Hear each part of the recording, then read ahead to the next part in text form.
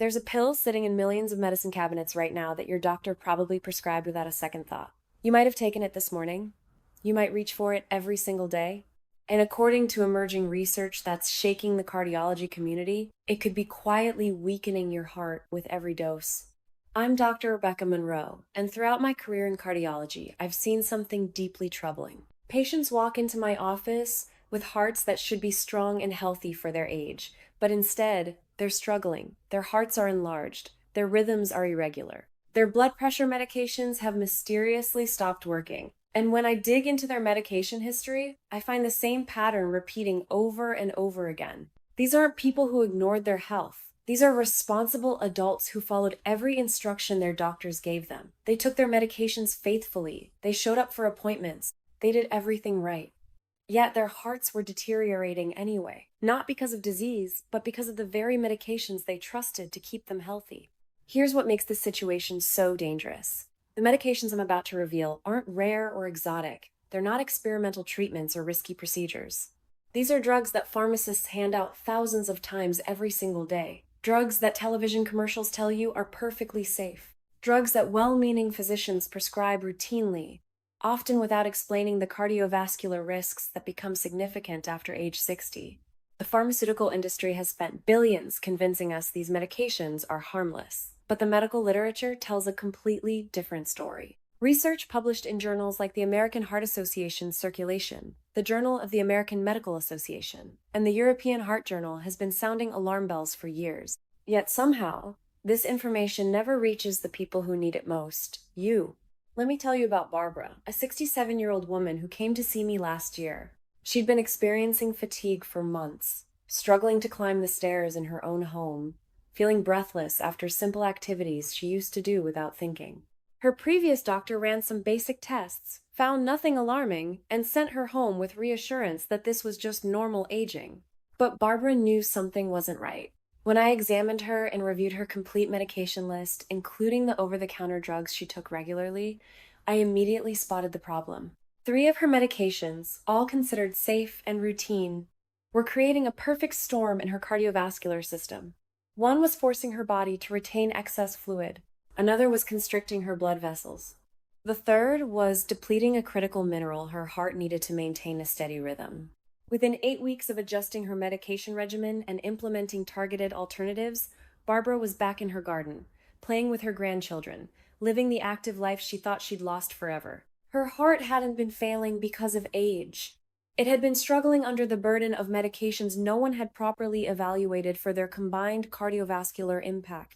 This is happening all across America right now. Millions of seniors are taking combinations of medications that individually might seem reasonable, but together create dangerous cardiac stress. And because the damage accumulates slowly over months and years, it's almost invisible until suddenly it's not.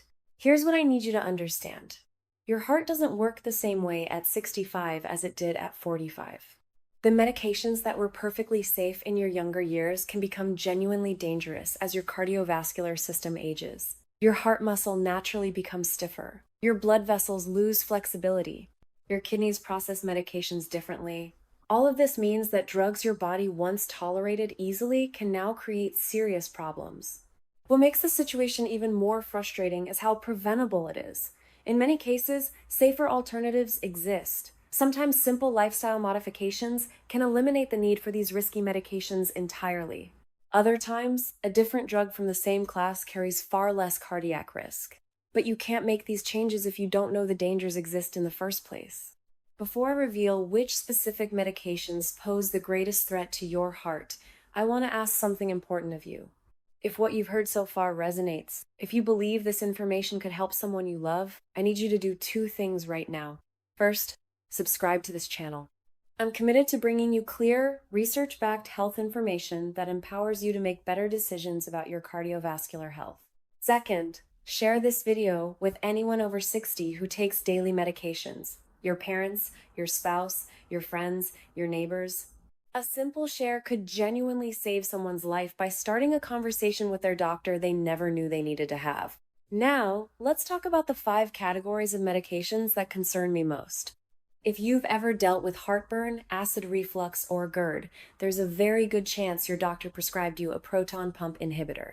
These are drugs like omeprazole, esomeprazole, lansoprazole, Prevacid, and pantoprazole.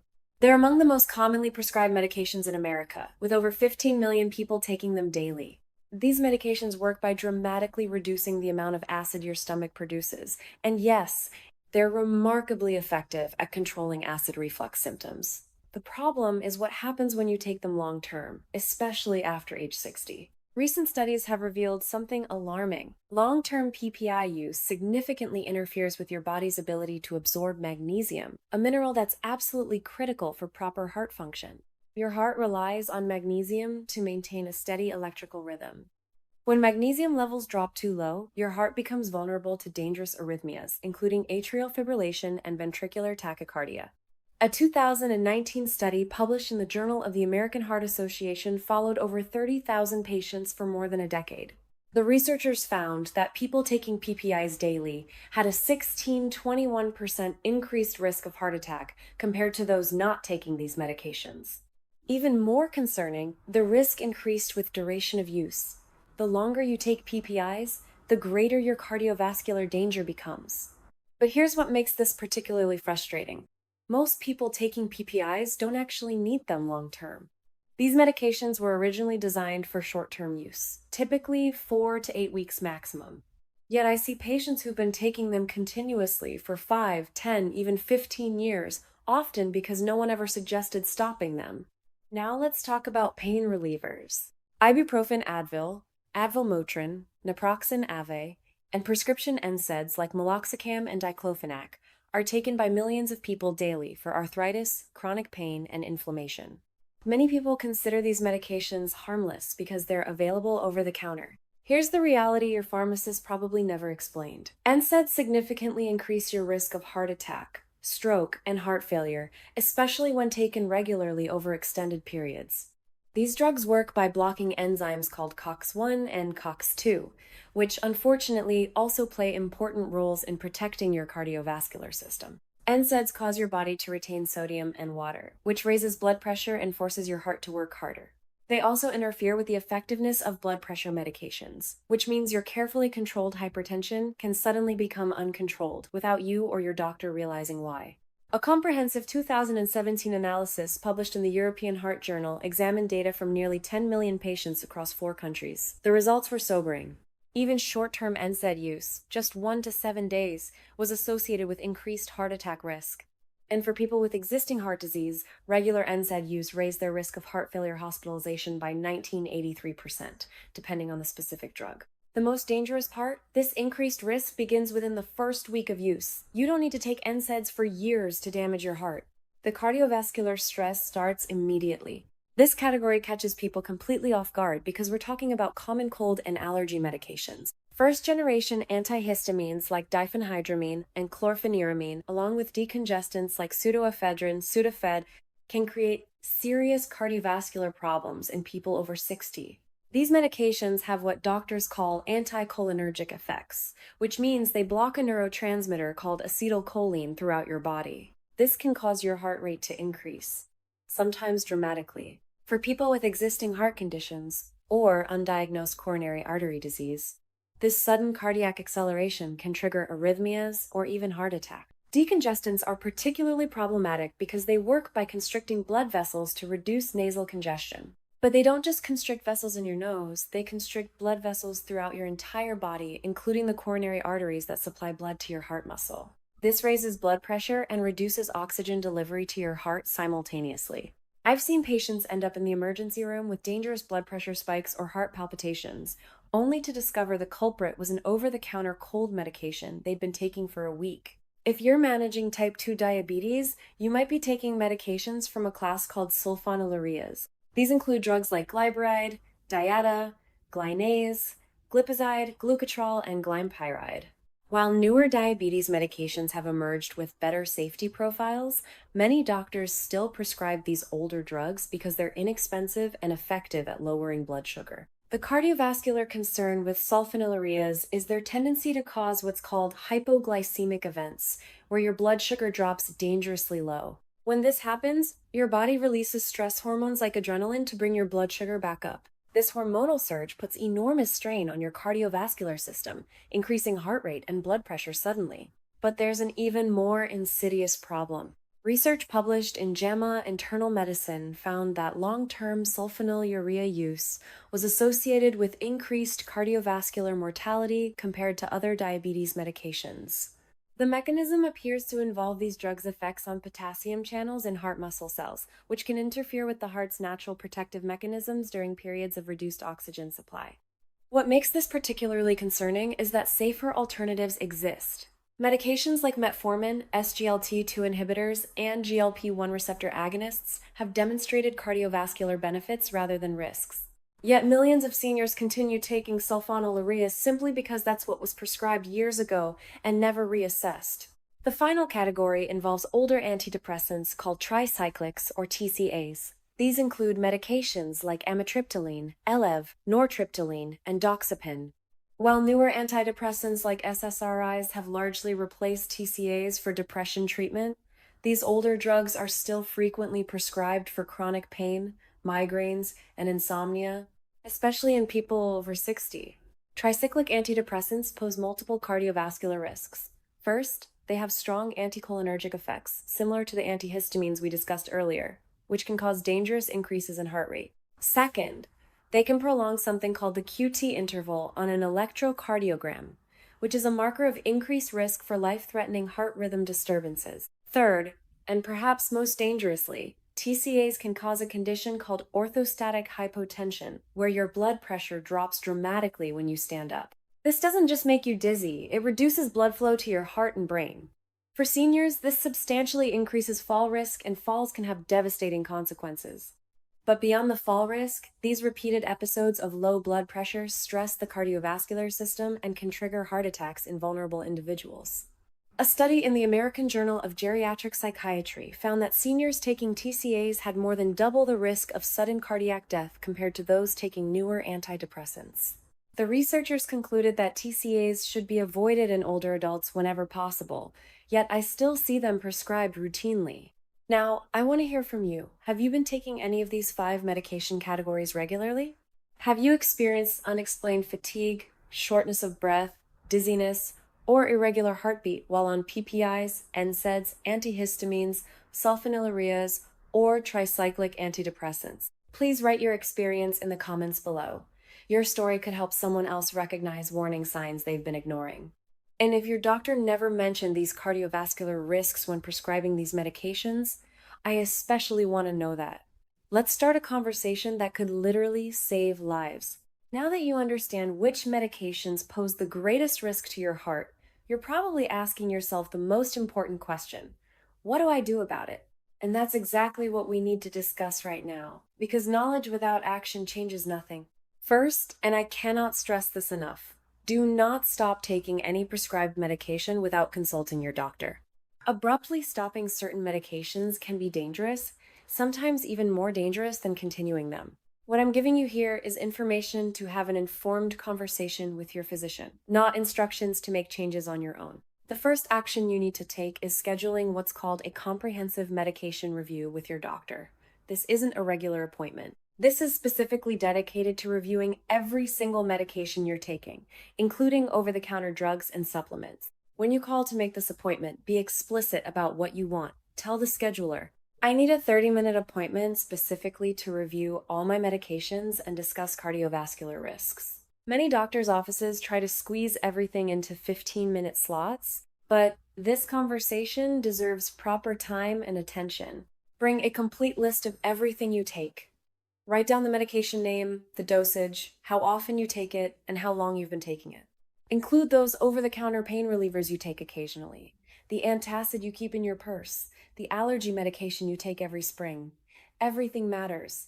During your appointment, you need to ask specific questions about each medication. Here's exactly what to say. What is this medication treating, and is that condition still active? Sometimes we continue medications for problems that resolved years ago. Are there cardiovascular risks associated with this medication, especially for someone my age? Make your doctor address this directly. Are there safer alternatives available? For almost every medication I've discussed today, safer options exist. What would happen if I stopped taking this medication? Understanding the actual risk of discontinuation helps put everything in perspective. If this medication is necessary, what's the lowest effective dose? Sometimes we can reduce cardiovascular risk simply by lowering the dosage. Before we continue, I need to ask you to do something crucial. If this information has been valuable to you, if you can see how it might protect your heart or the heart of someone you love, please subscribe to this channel right now. I'm committed to bringing you this kind of evidence-based, potentially life-saving health information regularly. And here's what I want to know. Which of these 5 medication categories are you currently taking? Write it in the comments below. Don't worry about sharing. This community is here to support each other. Knowing which medications affect the most people helps me create content that addresses your specific concerns. So take a moment, hit that subscribe button, and write in the comments which category applies to you. For many of the medications we've discussed, effective alternatives exist. Let me give you some examples. If you're taking PPIs for acid reflux, H2 blockers like famotidine and Pepcid carry significantly less cardiovascular risk. Even better, lifestyle modifications like elevating the head of your bed, avoiding late-night meals, and identifying trigger foods can often eliminate the need for daily medication entirely. For chronic pain currently managed with NSAIDs, consider discussing alternatives like acetaminophen, Tylenol, topical pain relievers, physical therapy, or in some cases, carefully monitored short-term opioid use under close supervision. I know that sounds counterintuitive, but for some patients, low-dose opioids under proper medical supervision actually carry less cardiovascular risk than daily NSAID use. If you're taking first-generation antihistamines, newer second-generation antihistamines like cetirizine or loratadine provide effective allergy relief without the cardiovascular risks.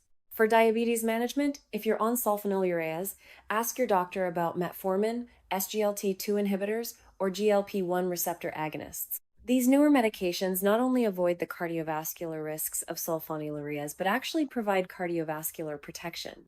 And if you're taking tricyclic antidepressants, SSRIs or SNRIs generally offer similar therapeutic benefits with substantially lower cardiac risk. While you're working with your doctor to optimize your medications, you can immediately begin implementing lifestyle changes that protect your heart and may reduce your need for some medications entirely. Focus on a Mediterranean-style diet, rich in vegetables, fruits, whole grains, fish, and healthy fats. This eating pattern has been proven to reduce cardiovascular risk more effectively than many medications. Incorporate regular movement into your daily routine. You don't need intense exercise. A 30-minute walk most days of the week provides substantial cardiovascular protection. Prioritize sleep quality. Poor sleep directly contributes to heart disease and makes it harder to manage conditions like diabetes and hypertension. The bottom line is this. Your heart deserves better than to be damaged by the very medications meant to keep you healthy. Now, I understand you might be thinking, this all sounds reasonable, but how do I know this actually works? How do I know making these changes will really make a difference? That's a fair question, and I want to share some real results from patients who've taken action on exactly what I'm teaching you today. Remember Barbara, the 67-year-old woman I mentioned earlier who could barely climb her own stairs? Let me tell you the rest of her story.